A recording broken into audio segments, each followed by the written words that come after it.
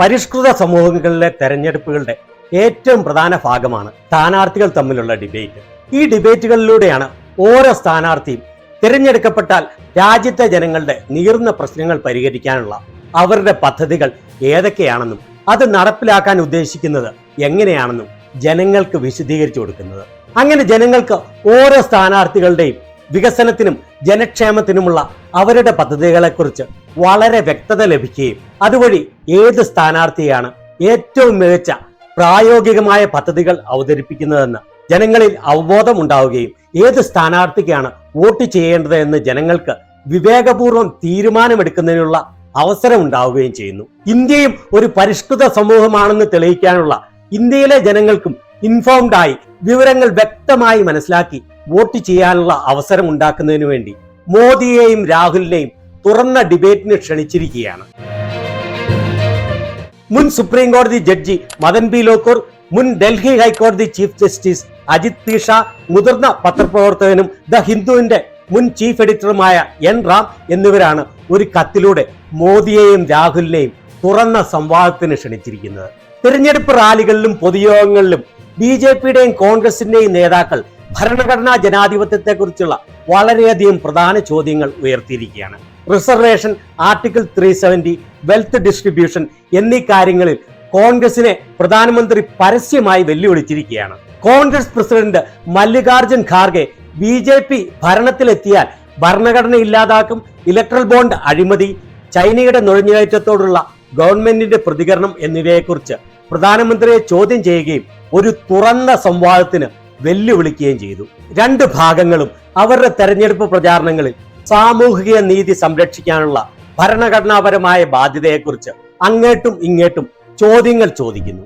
ജനങ്ങൾ ആരോപണങ്ങളും വെല്ലുവിളികളും മാത്രമേ കേട്ടിട്ടുള്ളൂ. വസ്തുതാപരമായ ഒരു മറുപടിയും ലഭിച്ചിട്ടില്ല. ഇന്നത്തെ ഡിജിറ്റൽ ലോകത്തിൽ ഫേക്ക് ന്യൂസുകളും കെട്ടിച്ചമച്ച വാർത്തകളും വസ്തുതകളെ വളച്ചൊടിക്കലും സർവ്വസാധാരണമാണ്.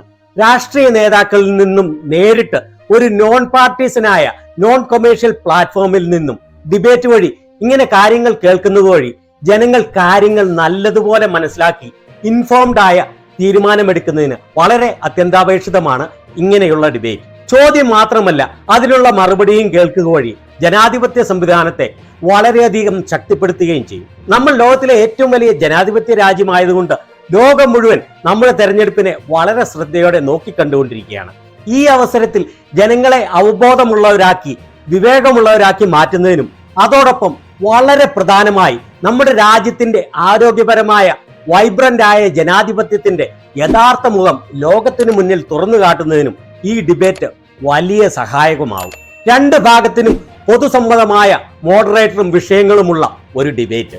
രാഹുൽ ഗാന്ധിയുടെ സപ്പോർട്ടേഴ്സ് പറയുന്നത് മോദിക്ക് സംസാരിക്കാൻ അറിയില്ല, എഴുതി കൊടുത്തത് ടെലിപ്രോംപ്റ്റർ നോക്കി വായിക്കുകയുള്ളൂ, ഇംഗ്ലീഷ് അറിയില്ല, യാതൊരു ഐഡിയയുമില്ല, വിദ്യാഭ്യാസമില്ല, മോദി ഇതുവരെയും ഒരു പത്രസമ്മേളനം പോലും നടത്തിയിട്ടില്ല എന്നാണ്. അതുപോലെ മോദിയെ സപ്പോർട്ട് ചെയ്യുന്ന ഏറ്റവും വിവേകശാലികൾ എന്നവകാശപ്പെടുന്ന കുലീനത്വമുള്ള രാജ്യസ്നേഹികൾ പറയുന്നത് മോദിയെ പോലെ ഇത്ര വീക്ഷണമുള്ള മികച്ച ഐഡിയകളുള്ള ഇതുപോലെ നന്നായി സംസാരിക്കാൻ അറിയാവുന്ന വളരെ നന്നായി ഇംഗ്ലീഷും മറ്റ് അനേകം ഭാഷകളും അനായാസം കൈകാര്യം ചെയ്യുന്ന ശക്തനായ ഒരു പ്രധാനമന്ത്രി ഇതുവരെ ലോകത്തിൽ ഉണ്ടായിട്ടില്ല എന്നുള്ളതാണ്. മോദി തന്നെ സ്വയമായി പറയുന്നത് താൻ വിശ്വഗുരുവാണെന്നും വിദേശങ്ങളിൽ മോദിയുടെ പേരിൽ പെരുമ്പറ മുഴക്കുകയാണെന്നുമാണ്. നെല്ലും പതിരും തിരിച്ചറിയാൻ രണ്ട് വാദങ്ങളും ശരിയാണോ തെറ്റാണോ എന്ന് തെളിയിക്കാൻ ഇതിലും പറ്റിയ മാർഗമില്ല.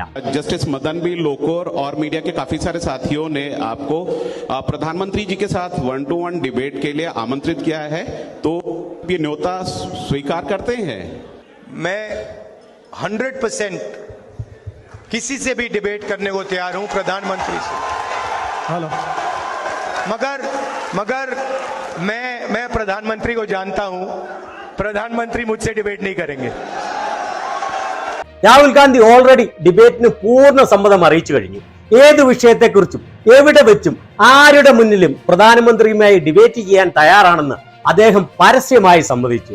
വിശ്വഗുരുവായ മോദിയുടെ മുന്നിൽ വെറും അശ്വായ രാഹുൽ ഗാന്ധിയെ മടക്കി ഒടിച്ചു കൊടുത്ത് ജനങ്ങളുടെ മുന്നിൽ രാഹുൽ ഗാന്ധിയുടെ യഥാർത്ഥ മുഖം തുറന്നു കാട്ടി മോദിയുടെ ഭക്തന്മാർ രാഹുലിനെ കുറിച്ച് പറയുന്ന കാര്യങ്ങൾ ശരിയാണെന്ന് തുറന്നു കാട്ടുവാനുള്ള ഈ സുവർണ അവസരം മോദി ഉപയോഗിക്കുമെന്ന് എനിക്കുറപ്പാണ്. നിങ്ങൾക്കോ?